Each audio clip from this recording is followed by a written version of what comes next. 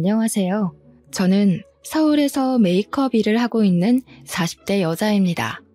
사연을 들어보면 세상에 참 별일이 다 있다는 생각이 들지 않나요? 저도 무척이나 공감합니다. 하지만 제가 겪어온 일도 돌이켜보면 사연으로 나올 법한 일이라는 생각이 들더라고요. 그래서 이렇게 용기 내서 글을 작성해 보았어요. 이제는 잊고 살고 있는 일이긴 하지만 평생 잊히지 않는 상처이기도 하고요. 혹시 저와 비슷한 상황에 처하신 분이 계시다면 절대 좌절하지 말고 제 이야기를 통해 위로를 받아가시면 좋겠어요. 저는 정말 지금이 너무 좋고 행복하거든요. 제가 겪은 일은 평범하지도 행복하지도 않은 일이지만 지금의 저는 정말 제 일도 즐겁게 잘하고 있고 행복하답니다. 그러니까 이 사연을 듣는 모두들 힘들고 어려운 순간이 있을지라도 포기하지 말고 주저앉지 말고 끝까지 나의 길을 걸어가시면 좋겠어요. 제가 그랬거든요. 이제부터 제가 겪었던 경악스러운 이야기를 해볼게요. 사실은 내 주변 친구의 이야기, 내 가족의 이야기, 내 애인의 이야기가 될 수 있다고 생각해요. 모두들 공감하시면서 재미있게 들어주시면 감사하겠습니다. 제 어머니는 미용 일을 하셨습니다. 동네에서는 1등으로 손이 빠르시고 가격도 저렴해서 인기가 많은 미장원을 운영하셨습니다. 어머니의 손은 항상 퉁퉁 불어 있었습니다.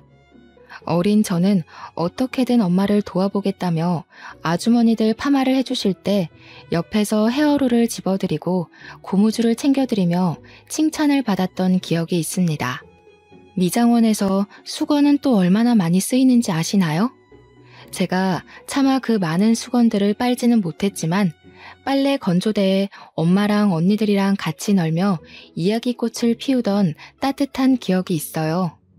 작은 미장원을 운영하셨던 엄마는 집안일을 하랴 미장원에서 일하시랴 몸이 100개라도 부족하게 바쁘셨어요.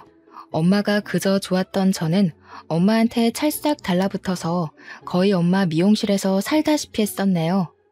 하도 미장원이 놀이터라 생각하고 붙어있다 보니 동네 아주머니들과도 가까이 지내며 저는 어른들께도 싹싹하게 잘 대하고 엄마를 따라 손재주도 좋은 아이로 자랐습니다. 그리고 저희 아버지는 남대문에서 액세서리 도매 소매업을 하셨습니다. 그래서 이른 새벽부터 늦은 밤까지 고생을 하시며 바삐 일을 하셨죠. 게다가 저희 아버지는 남대문에서 소문난 손빠르고 발빠른 제대로 된 장사꾼이라며 소문이 자자했던 사람이었어요. 하지만 아버지께서는 저희 가족들과 다정하게 시간을 보내지 못한 점이 지금까지도 아쉽다며 한숨을 내쉬곤 하시지만 누구보다 성실하고 가족들을 생각하셨던 분이라는 것을 저희 가족은 알고 있었죠. 그리고 제 위로 2명의 언니들이 있는데 언니들은 저와 나이 차이가 꽤 났습니다. 첫째 언니와 둘째 언니는 연년생이어서 어려서는 그렇게 많이 싸웠다고 하는데 성인이 되고는 둘도 없는 좋은 친구처럼 잘 지내고 저는 그 틈에 낄 수도 없어서 괜히 질투도 많이 했었답니다. 이렇게 사이가 좋은 2 언니는 나중에는 일도 같이 했어요. 각자 사회생활을 하면서 갖은 고생을 하다가 결국 안 되겠다 싶었는지 회사를 금방 때려치우고 같이 창업을 시작했습니다. 결혼 사업이라고 하죠. 옛날에는 소위 중매라고 했는데 요즘에는 결혼 매칭 플랫폼이라고 하는 결혼해줘 같은 업체의 시초라고 할 수 있는 일을 시작하게 되었습니다. 아무래도 어머니께서 미장원을 하시다 보니 동네 아주머니들끼리 서로 중매를 서주시고 실제로 결혼이 성사되는 모습을 자연스럽게 보고 자라서 그랬는지 언니 둘은 그렇게 사업을 시작했습니다. 저는 어려서부터 손재주가 좋은 편이었습니다. 그래서 나름 공부는 성실히 했었지만 제 손재주가 아깝다는 생각이 들어서 대학교 전공은 메이크업으로 정해서 일찌감치 메이크업 일로 돈을 벌었습니다. 대학 생활을 하면서 메이크업 일을 동시에 하다 보니 또래 친구들보다 사회 경험이 빠른 편이었습니다. 저는 그렇게 다양한 사람들을 많이 만나며 보고 배우며 성장해 갔습니다. 여느 날과 같이 저는 메이크업 일을 하고 있었습니다. 그날따라 저는 메이크업 출장을 결혼식장으로 가게 되었는데요. 그곳에서 운명의 상대를 만나게 되었네요. 다른 남녀의 운명 같은 날에 저의 운명도 이렇게 단정 지어질 거라고는 꿈에도 상상을 못했지만 말이에요. 저는 신부의 메이크업을 도와드리고 있었습니다. 결혼식 당일 새벽, 저는 하나하나 신중하게 오늘 누구보다 아름다운 신부일 수 있게 섬세하고 꼼꼼히 메이크업을 해드리곤 하죠. 그런데 사실 신부가 메이크업하는 자리에는 웬만하면 친정어머니나 남편 정도만 자리를 함께하는 경우가 많아요. 친정 언니들이라든지 가까운 친구가 찾아오기도 하고 같이 이야기를 하며 긴장을 달래주려는 경우도 있긴 하지만 말이에요. 그날의 경우 친정 오빠라는 분이 찾아오셨어요. 동생을 유달리 특별하게 생각했던 것 같아요. 여동생이 웨딩 메이크업을 하기도 전에 찾아오는 경우는 저도 일을 하면서 처음 보는 경우라 신기하긴 했어요. 너무 예쁘네 우리 동생. 어쩜 공주님 같아. 최고다. 내가 봤던 모든 신부 중에 제일 예쁜 것 같아. 그래서였을까요? 괜히 눈길이 더 갔습니다. 저렇게 다정한 오빠도 있구나. 신기했습니다. 그분도 저에게 관심이 있었던 것 같아요. 여동생보다 더 앳되어 보이는 여자애가 웨딩 메이크업 담당 아티스트라며 열심히 화장을 하는 모습이 흥미를 끌었다고 해요. 원래는 메이크업 받는 본인이나 신부들과 주로 대화를 하며 메이크업을 완성하게 되는데 당시 웨딩 메이크업을 했을 때에는 신부님 오빠분이랑 더 신나게 이야기를 했어요. 여동생이신가 봐요. 정말 예쁘셔서 화장을 진하게 하지 않아도 신부 화장이 참 예쁘게 되네요. 그렇죠? 제 동생이에요. 메이크업 해주신 분도 예쁘신걸요? 민낯이신 것 같은데 아주 빛이 나시네요. 그것이 오빠와 첫 만남이었습니다. 결혼식은 예쁘게 잘 올라가게 되었어요. 결혼식 전후로 계속 수정 화장을 도와줘야 해서 제가 신부 측에 계속 붙어서 도와드렸었죠. 때마다 오빠분도 어디선가 나타나서 옆에서 제 관심을 끌기 위해 노력을 했던 것 같아요. 우와, 메이크업을 이렇게까지 꼼꼼히 해주시는 건 또 처음 봤네요. 저도 나중에 결혼하게 되면 메이크업 부탁드려야겠어요. 이렇게 섬세하게 봐주시는 거라면 저는 적극 찬성이에요. 식이 끝나고 그날도 당연하게 저는 혼자서 뷔페를 먹고 있었어요. 그런데 누군가 제 어깨를 툭툭 치더라고요. 누군가 싶어서 오물거리며 뒤를 돌아보니 신부 측 오빠분이 서 계셨어요. 아니, 그래도 그렇지. 어떻게 결혼식 뷔페를 혼자만 먹어요? 같이 먹어요. 같이 먹어야 더 맛이 있지 않겠어요? 아, 그렇긴 하겠지만 저야 뭐 워낙 혼자 먹는 뷔페가 익숙해서요. 웨딩 메이크업이 처음도 아니기도 하고요. 그러려니 하고 그냥 식사하고 있었어요. 금방 먹고 일어나서 그 다음 출장 다녀와야 하거든요. 어이구, 그렇구나. 어린 나이에 벌써 그렇게 부지런하게 일을 하는 것 보니 금방 부자 되겠어요. 멋지네요. 저와 오빠는 신나게 이야기를 했습니다. 저도 메이크업만 할 줄 알지 바쁘게 일상을 살아가다 보니 친구가 많은 것도 아니었고 연애 경험이 많지도 않았었어요. 그래서 누군가 저에게 관심을 가지고 이야기를 할 수 있다는 게 참 좋았죠. 오래 두고 볼 일이지만 저랑 꽤 잘 맞는다는 생각이 들었습니다. 하지만 즐거웠던 대화를 통해 들었던 이야기 내용들이 모두 즐겁기만 한 것은 아니었습니다. 우선은 저보다 나이가 꽤 많았는지 제 나이를 알고는 본인의 나이를 밝히지 않더군요. 저는 대학생의 메이크업 전공을 하고 메이크업 쪽으로 아르바이트를 하며 경력을 쌓아간다는 이야기를 했어요. 제 이야기를 다 듣고 자신에 대해 소개하겠다며 본인의 커리어에 대해 들려주더군요. 저는 남대문에서 작은 사업을 하고 있어요. 다양한 액세서리부터 의류까지 다양한 종류의 물건을 소매로도 판매하고 해외로도 유통하고 있는 무역업까지 하고 있어요. 어머, 남대문 쪽에서 일하고 계셨군요. 저희 아버지도 남대문에서 일하시는데 뭔가 괜히 더 반갑네요. 일하기 바쁘고 힘드실 텐데 젊으신 나이에 대단하시네요. 제가 오빠에 대해 살짝 칭찬을 하니 그 칭찬이 너무 좋았나 봐요. 저에게 사업 이야기를 계속 늘어놓으며 자랑을 하더라고요. 이야기는 꼬리에 꼬리를 물고 계속되었어요. 시간이 가는 줄 모르게 대화를 하다 보니 저는 그 다음 일을 하러 가야 하는 시간이 다가왔습니다. 나중에라도 밥이나 함께 하면 좋겠다며 연락처가 있는 명함을 주더라고요. 혼자 밥 먹지 말고 밥 먹을 때 나 불러줘요. 사실 나도 혼자 밥 잘 먹거든요. 근데 혼자 먹기 싫을 때 있기도 하잖아요. 저만 그런 거 아니죠? 연락 주세요. 오늘 대화 너무 즐거웠네요. 오래간만에 말이 제대로 통하는 사람을 만난 것 같아서 기분도 좋고 밥도 맛있네요. 같이 먹으니까 더.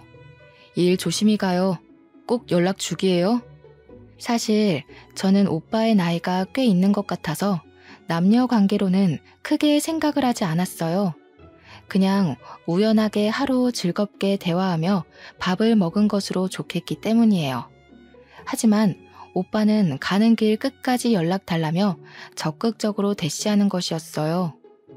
마음이 설레면서도 괜히 걱정이 앞섰어요. 저는 아직 아르바이트로 전전하는 대학생 신분밖에 되지 않았기 때문이에요. 그렇게 오빠와는 다음 만남을 기약하며 자리를 뜨게 되었어요. 저는 연락처를 받고는 고민이 끝이 없었어요. 이렇게 만나보는 게 맞나? 아니, 연락을 해서 정말 밥만 먹어도 되나? 결국 저는 아르바이트 후에 혼자 밥을 먹다가 받았던 명함을 꺼내들고 연락을 했습니다. 저 지금 혼자 밥 먹고 있는데 같이 식사하시겠어요? 저는 사실 속으로 나이라도 제대로 알고 헤어지더라도 헤어져야겠다는 생각으로 그 오빠에게 연락을 했던 거예요. 민영 씨? 왜 이제야 연락했어요? 기다리고 있었는데. 저는 아직 점심 식사 전이에요. 어디에요? 당장 갈게요. 그렇게 저희는 만남을 갖고 점심 식사도 함께, 저녁 식사도 함께하며 시간을 보냈네요. 오빠는 나이가 생각보다 많았어요. 저와 띠동갑 15살 차이가 났던 거예요. 이제 돌이켜볼 때 오빠 입장에서 나이를 이야기해봤자 본인 손해라는 생각에 조용히 아무 이야기도 안 하고 그 다음 만남을 기약했던 것 같다는 생각이 들어요. 저는 20대 초반, 오빠는 30대 중반의 나이였으니 딱 봐도 제가 얼마나 어리고 앳되어 보였겠어요. 대화를 할수록 나이 차이가 세대 차이처럼 느껴지는 구석이 있었습니다. 공감하고 좋아하는 가수나 TV 프로그램이 달랐지만 생각의 차이는 적었어요. 나름 취향도 비슷했죠. 좋아하는 음식도 비슷했고요. 제가 여느 20대 여자애들과 다르게 국밥을 그렇게 좋아했거든요. 그래서 오빠와는 만날 때마다 국밥을 꼭 한 끼니는 먹으면서 친해지고 대화도 자연스럽게 할 수 있었어요. 오빠도 꽤나 국밥을 좋아하는 사람이었던 것이죠. 그렇게 서로 호감을 갖고 몇 번의 만남 끝에 저희는 사귀기로 했습니다. 저에게는 첫 연애였네요. 제가 뭣도 몰랐죠. 그냥 대화가 되고 나를 좋아해주는 사람이다 싶으니 풍선처럼 마음이 한순간에 부풀더군요. 그래도 데이트를 하면서는 데이트 비용도 오빠가 다 지불하고 항상 다정하게 대해줬어요. 그게 저는 사랑이라고 생각했죠. 하지만 제가 사귀고 있는 남자에 대해 가족들과 몇 없는 가까운 친구들은 반기를 들었어요. 그리고 사실대로 말씀을 드렸다가는 아빠가 집에서 쫓아낼 것만 같아서 아버지에게는 비밀이었던 연애였어요. 아무리 좋다, 괜찮다, 나를 사랑해주고 나도 사랑해준다는 이야기를 해도 15살 나이 차이가 난다는 이야기를 하면 미친 거 아니냐, 헤어져라, 정신 차려라, 미성년자랑 연애하는 정도 아니냐며 남자가 도대체 정상적인 사람은 맞냐고 무척이나 뭐라고 했어요. 특히 두 언니와 어머니가 진절머리를 치며 싫어하셨죠. 두 언니는 게다가 결혼정보업체 일을 하다 보니 더더욱 반대가 심했어요. 나이 차이가 나는 결혼을 직접 보고 그들이 어떻게 지내는지도 지켜본 경우가 많았기 때문이었죠. 나이 차이가 많이 나는 어떤 커플은 그렇게 사이가 소원해질 수 있겠지만 그 커플이 저는 아닐 거라 생각했어요. 저는 제 결혼 생활과 제 남편에 대해 자신이 있었기 때문이에요. 아니, 세상이 이렇게 넓고 깔린 게 남자들인데 넌 도대체 무슨 생각으로 그런 놈을 만나는 거야? 15살이나 나이 차이가 나면 만나려고 생각했다가도 좋다가도 감정이 사라지지 않냐? 어이가 없네. 언니들이 그쪽 일에서 뻔히 알고 있는 거 몰라? 왜 이렇게 어리석게 행동하는 거야? 그러게, 진짜 민영이 너도 웃기지? 우리가 싫어할 거 알고 있었지? 그러니까 나이 이야기는 쏙 빼고 있다가 시간 지나고 나중 돼서야 이야기를 하는 거 아니겠어? 참, 민영이 너도 어리다 어려. 그 남자놈은 무슨 도둑놈 심보인지 알 수가 없네. 저는 당시에 한창의 나이였지만 남자 쪽에서는 30대 중후반, 40대를 바라보는 나이인지라 집안에서 결혼에 대한 압박이 꽤 있었나 봐요. 저는 결혼 생각이 전혀 없었어요. 하지만 오빠는 사귀기 시작한 지 한 달쯤인가 되었을 때부터 결혼에 대한 이야기를 하기 시작했어요. 저는 너무 이르다는 생각이었죠. 오빠가 좋은 사람이고 남자로서도 제가 좋아하게 되었고 본인 밥벌이도 하고 집안도 괜찮다고 생각을 해서 그냥 흐르는 대로 가보기로 했어요.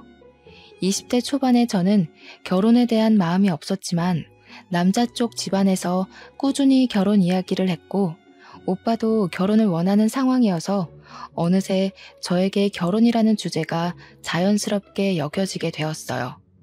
게다가 결혼 이야기를 하게 된 것도 한 달이 지난 시점부터였고 진지하게 결혼 이야기를 하며 저에게 프로포즈를 한 것도 정식으로 사귄 지 4개월 만의 일이었죠. 제 주변 친구들과 가족들에게도 말할 수밖에 없는 상황이 찾아온 거죠. 연애를 할 때에도 다들 그렇게 반대를 했는데 제가 결혼을 한다고 하면 얼마나 반대를 할지 무서울 정도였어요. 역시 걱정한 대로 친구들과 언니들은 무척이나 나무라며 저를 몰아세웠어요. 사계절은 만나봐야지 않겠어? 그 사람 너보다 20살이나 많다며. 그렇게 급하게 결혼까지 하다가 탈라면 어떻게 하려고 그래? 민영이 너 정말 그 사람에 대해 다 잘 알고 있다고 생각해? 20살 아니고 15살 많아.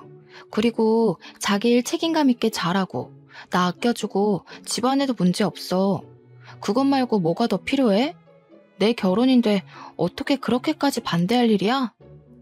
저도 오빠와의 결혼에 대해 확신이라기보다는 고민을 하고 있었는데 하도 주변에서 몰아붙이다 보니 제가 오기가 나더군요. 내가 잘 사나 못 사나 봐라. 나 정말 잘 살 자신 있다. 보란 듯이 보여주고 싶어졌어요. 실제로 저희는 연애를 하는 동안 싸우거나 작게라도 의견 충돌이 생긴 적이 없었어요. 커플들이 자연스럽게 티격태격한다는 것이 어떤 건지도 이해할 수 없었죠. 주변에서는 그래도 싸워도 보고 긴 기간 지켜보면서 신뢰를 쌓아가는 것이라며 걱정 어린 조언들이 끊이지 않았습니다. 저는 프로포즈를 받고 그 후로 3개월이 지난 후에 결혼식을 올리게 되었습니다. 지금에서야 그 시간들을 돌아보면 왜 뭐가 그렇게 급해서 1년이 되지도 않는 시간 동안 쪼들리듯이 결혼식을 올렸던 것인지 저도 콩깍지가 어지간히 단단하게 쓰여 있었다는 생각이 들어요. 축복이라기보다 많은 사람들의 걱정과 염려 속에 저희는 신혼생활을 시작하게 되었죠. 사업을 하던 남편 덕분에 그래도 결혼 초기 자본으로 서울에 있는 작은 아파트에서 살 수 있었어요. 너무도 기뻤어요. 저는 항상 주택이나 빌라에서만 살아왔기에 아파트에서 사는 것이 꿈이었어요. 저는 부모님으로부터 독립도 하기 전에 결혼을 하게 되어서 아담하지만 내 집이라는 공간이 생긴 것도 참 좋았답니다. 그렇게 내 꿈을 이루었다는 생각에 한껏 부풀어 있었던 것도 잠시였죠. 곧 악몽처럼 현실이 다가왔습니다. 하루는 저희 신혼집에 가스 점검이 있었어요. 그래서 점검하신다는 기사분을 들여보냈는데 저희 집을 유달리 유심히 보는 거예요. 저도 처음엔 아무 생각이 없었지만 점차 이상하다는 생각이 들었습니다. 가스 점검을 하시는 것도 지켜보는데 제대로 하는 것 같지 않았어요. 혹시 점검하시는 분 진짜 맞으세요? 아까부터 저희 집을 계속 두리번거리시고 가스 점검은 하는 동 마는 동 하시길래요. 아, 네.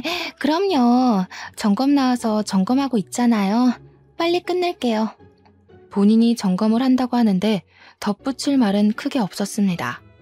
그래서 그냥 저는 집안일을 마저 했어요. 그런데 말이죠. 그 다음 그분의 행동이 더 이상했습니다.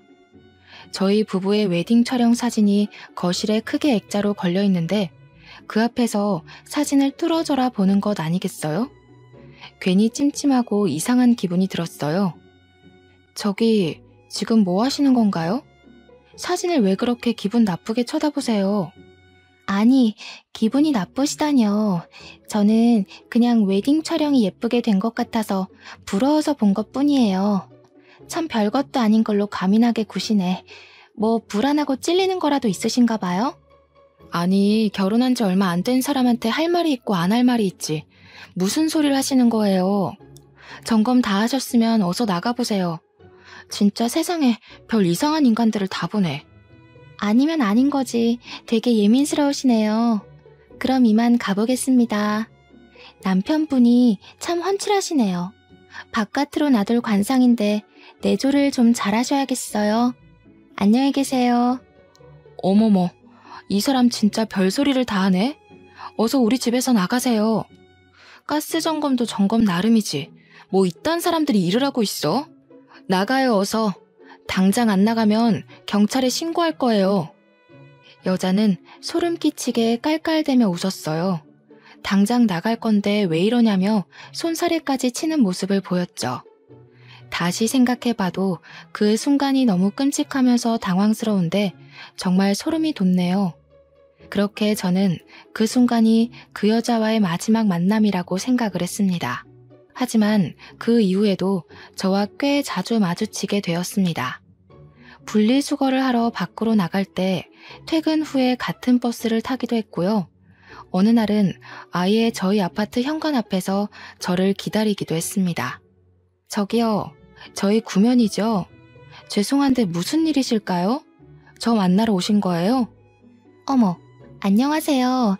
인사도 없이 그렇게 본론부터 말하면 섭섭하죠. 맞아요. 저희 구면이에요. 가스 점검 기억하시죠? 저도 이 동네 사는데 그때 친절하게 대해주시고 얼굴도 몇 번 우연히 보다 보니 친구하면 좋을 것 같아서 인사드리려고 기다렸어요. 아니, 뜬금없이 친구라고요? 무슨 자다가 봉창 두드린 소리 하시는 거예요? 목적이 뭐예요? 꼭 목적을 가지고만 사람을 만나나요? 너무 딱딱하시다. 오늘은 좀 놀라신 것 같으니 다음에 또 인사드릴게요. 괜찮을 것 같네요. 안녕히 들어가세요. 뜬금없는 친구 이야기에 당황스러웠던 저는 무서운 마음에 남편에게 상황을 알렸어요.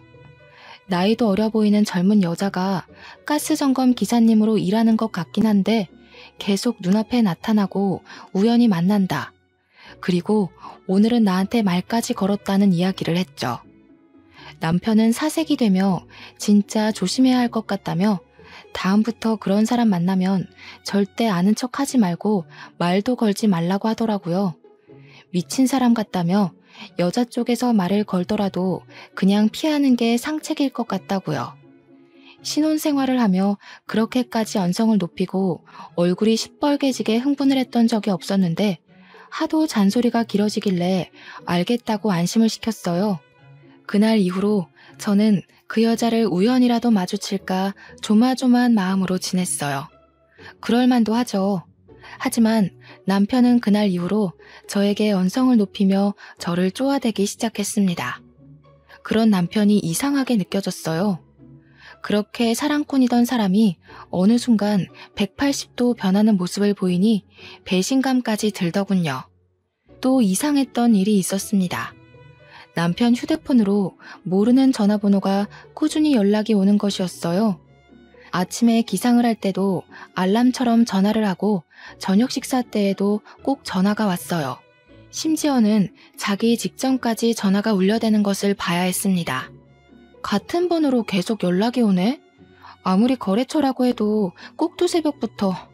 그리고 자기 전에 연락하는 건 너무 예의가 아니지 않아? 한마디 하면 안 돼? 너무 짜증나서 왜 전화는 안 받는 거냐고 물어봤어요. 남편은 거래처 사람 연락인데 컴플레인이 과하다며 둘러대더군요. 남편의 사업 문제만 아니어도 그냥 차단을 해버리는 건데 차단을 할 수도 없는 상황이라 그냥 특이한 거래처 사람이겠거니 넘어가려 했습니다. 하지만 그 후로 남편은 계속 이상했습니다. 제가 느꼈던 가장 큰 변화는 핸드폰 비밀번호를 바꾼 것이었어요. 남편의 비밀번호는 헷갈리고 귀찮다며 0000 이렇게 4자리를 썼습니다. 그리고 휴대폰에 크게 비밀이랄 것도 없었어요. 하지만 어느 날부터인가 다른 비밀번호를 쓰고 있더라고요. 여보, 비밀번호 바꿨던데? 왜 바꿨어? 귀찮다면서. 아, 그냥 도난이라도 당했다가 괜히 일나면 복잡해지잖아. 이런 핑계를 다 대더라고요. 의아했지만 그냥 애써 넘어가려 했습니다. 저는 메이크업 일을 꾸준히 했기 때문에 개인 스케줄이 들쭉날쭉했습니다. 그날도 출장 메이크업이 있는 날이었어요. 제가 나갈 채비를 다 하고 집 밖으로 나갔다가 지갑을 두고 와서 다시 집에 들어갔었는데 남편이 누군가와 통화를 하고 있더라고요. 그래서 조용히 엿들었어요.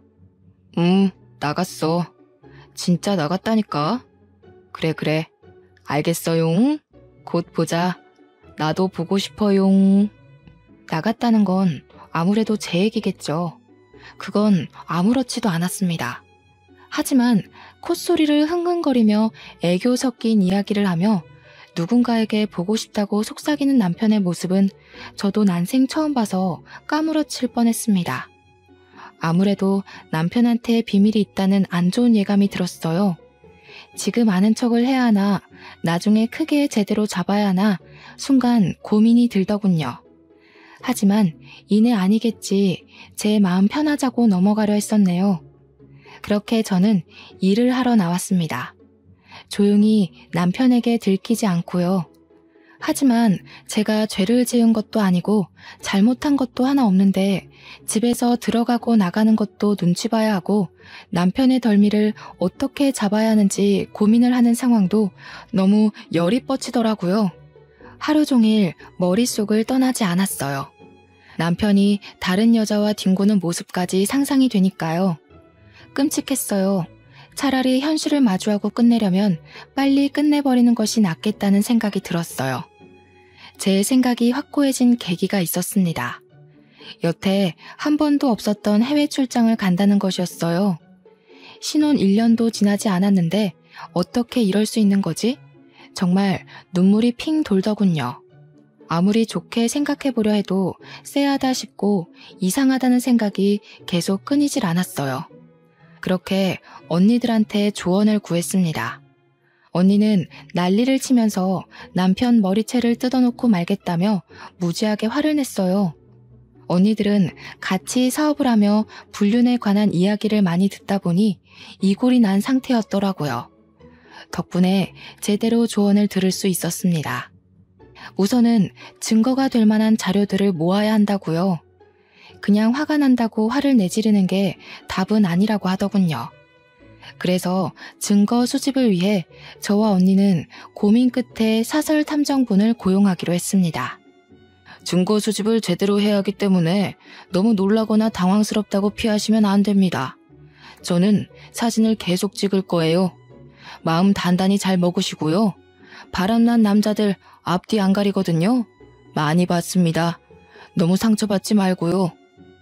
고용한 사설 탐정을 따라 남편의 뒤를 따라가 보았습니다. 남편의 치밀함에 기가 차더군요. 우선 차량부터가 남편 소유의 차가 아니라 렌터카로 빌려 타더라고요. 이때부터 마음은 이미 울컥울컥했습니다. 렌터카를 대여해서 서울 외곽으로 빠지더군요. 입이 다물어지지 않았어요. 분명 저에게는 중요한 해외 출장이라고 했거든요. 그렇게 서울 외곽을 달려 도착한 곳은 한 허름한 호텔이었습니다. 들어가지 말라고 속으로 그렇게 빌었는데 남편은 기어코 호텔 방으로 들어가더군요. 탐정부는 우선 남편이 호텔로 들어가는 사진부터 렌터카까지 사진을 찍었습니다. 저는 이게 현실인지 꿈인지 어벙했어요. 같이 동행한 언니가 정신 똑바로 차리라며 제 남편 욕을 쏟아붓고 제 손을 잡고 호텔 방으로 향했습니다. 사실 상상만으로도 끔찍한 일인데 직접 제 눈으로 보면 정말 쓰러질 것만 같았어요. 그래서 한참을 망설이고 문 앞에서 기다리다 제가 선택한 남자의 실체를 제대로 마주하고 깔끔하게 끝내자는 다짐을 하며 방문을 두드렸죠. 누구세요? 남편은 꼴보기 싫은 차림에다가 황당한 얼굴로 저를 쳐다보았습니다. 그리고 남편의 내연녀라는 인간을 봤어요. 낯설지 않은 얼굴, 기억 저편에 있던 사람이었습니다. 아니, 여보, 저 여자 나한테 무시하라고 했던 여자잖아. 그게 아니라 할 말이 없다. 미안해. 내연녀는 저희 집에 가스 점검이라며 들어와서 구경을 하고 웨딩 사진을 그렇게 유심히 보던 여자. 길에서 버스에서 우연이라기에 너무 자주 마주쳤던 여자. 나와 친구를 하고 싶다며 먼저 이야기를 걸었던 그 여자였습니다. 기가 차고 어이가 없더라고요. 다리에 힘이 풀려 주저앉았습니다. 처음엔 믿기지도 않고 하도 어이가 없어서 눈물이 나오지도 않았어요. 그냥 현실이 아니라고 부정을 했었죠. 옆에서 제 언니는 내연녀의 머리를 쥐어뜯기 시작했습니다. 그리고 사설 탐정은 계속 셔터를 누르며 사진을 찍었습니다. 남편과 내연녀는 뒤엉킨 채 서로만 감싸 안았습니다. 부끄러운 줄 알았다면 제 눈앞에서 도망쳐야 하는 게 맞지 않나요? 게다가 되려 저희한테 소리를 고래고래 지르며 뭐 하는 거냐고 욕을 하더라고요. 적어도 남편이라는 사람은 저에게 미안하다는 이야기를 할 줄 알았어요. 하지만 바람을 피우면 원래 이렇게 간이 커지고 이기적이게 되는 걸까요? 아니면 이기적이고 못된 사람들이 바람이 나는 걸까요? 어떻게 저한테 미안하다, 잘못했다 한마디가 없었을까요? 정말 무릎을 꿇고 싹싹 빌어도 용서를 해주지 않을 판에 다시 생각해도 괘씸해 죽겠네요. 알고 보니 제 남편 여성 편력이 아주 대단하고 화려했던 과거를 가지고 있던 사람이었더라고요. 30대 중반의 남자가 저만 만나진 않았겠죠. 저도 그 사실이야 알고 있긴 했는데 이 정도일 줄은 몰랐어요. 노래방 도우미 여자부터 대학생, 거래처 사람 등등 도대체 세려야 셀 수 없을 정도로 많은 여자들을 만나왔더라고요. 이 사실을 시댁에서 알고 어떻게든 그 바람길을 잠재워야겠다며 만나는 여자들 중에서 가장 성실하고 괜찮다고 생각한 저를 꼬셔서 결혼시켰던 것이었어요. 하지만 시댁의 바람은 그저 바람이었던 것이었죠. 남편의 바람기는 잠재워지지 않았고 자기 성격 못 이기고 이리저리 여자들 만나며 그렇게 휘두르며 살았던 거예요. 이 모든 일이 신혼 1년이 안 되어서 일어난 일이라니 저도 말씀드리면서도 믿기지가 않네요. 그리고 내연녀와는 무슨 관계이고 언제 어떻게 만났으며 왜 결혼을 했음에도 더러운 관계를 유지했느냐고 물었어요. 남편의 대답이 더 기가 찼죠. 둘이 처음으로 만난 것은 제가 메이크업을 해줬던 동생 결혼식장, 저와도 처음 만난 곳에서 내연녀와도 처음 만났던 것이죠. 기가 막히는 상황에 어이가 없어서 이 얘기를 들어야 하나 말아야 하나 고민이 되었지만 얘기나 들어보자는 마음으로 이악 물고 얘기를 들었습니다. 남편이 설명하는 내연녀의 실체는 여동생의 결혼식장에서 만났던 여동생의 친구분이었다는 거예요. 저와 그렇게 연애를 시작하고 만나는 동안에도 여동생 친구라는 사람을 동시에 만나왔던 것이더라고요. 이걸 눈치도 채지 못했던 제가 어찌나 바보같이 느껴지던지요. 뭐라고? 그러면 신우는 이 상황을 알고 있어? 자기 친구랑 오빠랑 바람났다는 것을? 알고 있긴 해. 근데 참 상황이 어려웠지. 이렇게 말끝을 흐리는데 진짜 엎어치기를 하고 싶더라고요. 똑바로 설명 좀 해보라고 해서 들어보니 신우는 저보다 자기 친구와 사귀고 결혼까지 하는 것을 더 원했더라고요. 참나, 이런 사실도 제대로 모르고 있었는데 제가 시댁 식구들한테 잘하는 모습을 보고는 얼마나 기가 차고 웃겼을까요? 제대로 비웃음거리가 된 기분이었어요. 알고 보니 시댁 식구들은 제 남편이 저와 동생 친구, 이렇게 두 명과 양다리를 걸치고 있었다는 것을 이미 알고 있었던 거예요. 게다가 우리를 만나면서도 중간중간 다른 사람들을 만나는 것도 있었고요. 그런 건 당연스럽게도 눈을 감아줬던 거죠. 머리가 깨지는 기분이었어요. 도대체 이런 상황이 말이나 되는 건가 싶어서요. 그래도 결혼식까지 올리고 도장까지 찍었으면 관계 정리를 해야 하는 거 아니야? 제정신이야? 미친 거야? 나한테는 두 명 다 사랑인데 어느 쪽을 택하고 어느 쪽을 포기하겠어. 그래서 난 두 명 모두를 택한 거야. 이런 정신 나간 이야기를 하더라고요. 둘 다 사랑해서 둘 다 택했다. 그래서 본인은 당당하고 자랑스럽다는 이야기라도 할 수 있는 걸까요? 무슨 말도 안 되는 소리 좀 하지 마. 길거리 나가서 지나가는 개한테 물어봐도 이런 식으로 대답하지는 않아.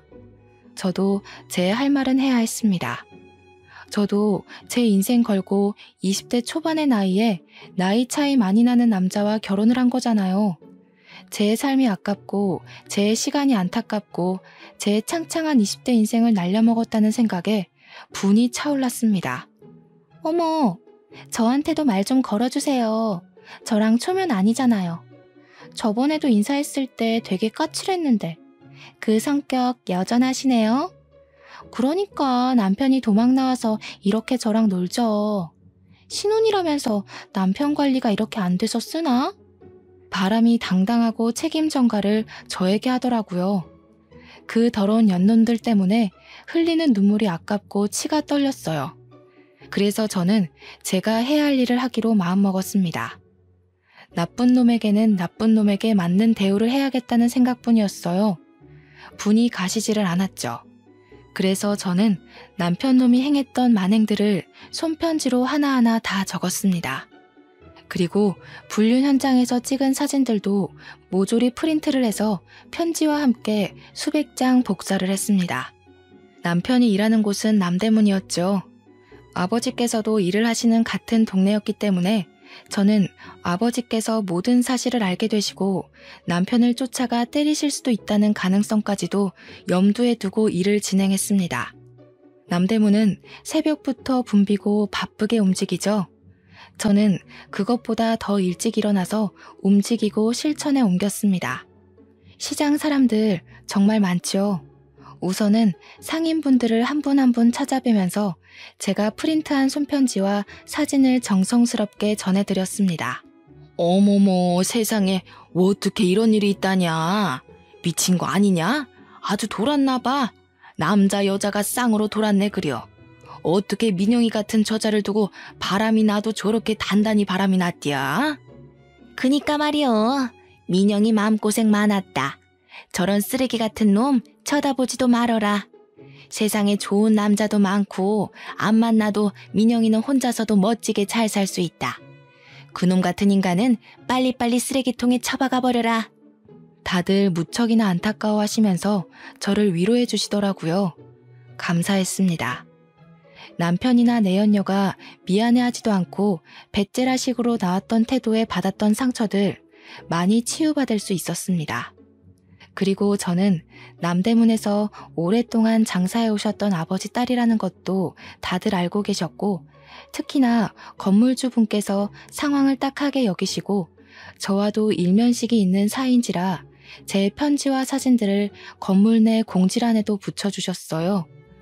아버지도 결국 이 모든 상황을 아시고는 그날 바로 남편 회사에 쫓아가서 남편의 뺨을 제대로 후려쳐 주셨어요. 제가 그 장면을 봤어야 하는 건데 아쉽게도 직접 보지는 못했네요. 제 조력자인 두 언니를 통해 아빠가 그렇게 멋지게 뺨을 날리는 것을 처음 봤다며 자랑스럽게 전해주는 이야기를 통해 알게 되었어요. 그렇게 남편은 제대로 망신살이 뻗치게 되었습니다. 결국 운영하던 회사 사람들도 제 편지와 사진들로 모든 상황들을 알게 되었죠. 그리고 남편의 회사에서는 급하게 주주총회를 열었고 그 자리에는 남편이 초대받지 못했습니다. 그 자리는 회사 대표를 교체하는 자리였었죠. 중요한 주주총회에도 초대받지 못했던 제 남편은 결국 대표직을 박탈당했습니다. 한마디로 잘리게 된 거죠. 그렇게 남편은 남은 것 하나 없이 빈털터리가 되었습니다.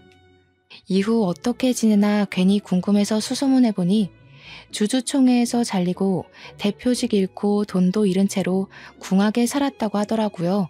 그 길로 저는 남편과 결혼한 지 1년도 채 되지 않은 시기에 이혼 서류에 도장을 찍었어요. 현재는 제 일을 맘껏 실컷 자유롭게 하며 메이크업 아티스트로 성공해서 강남에 숍도 차리게 되었습니다. 정말 더 열심히 살기 위해 이를 갈았어요. 누구보다 멋지게 저를 놓친 것이 인생의 실수라는 것을 보여주고 싶었고 그것이 제가 할 수 있는 가장 뜨거운 복수라고 생각했습니다. 짧은 결혼 생활이었습니다. 사실 누구라도 저보다야 결혼 생활은 오래 하시는 경우가 많으실 거라 생각해요. 하지만 저는 후회 없습니다. 결혼 생활 동안 정말 누구보다도 남편을 아끼고 사랑했고 제 일에도 열정적이었으며 집안일도 부족함 없이 했거든요.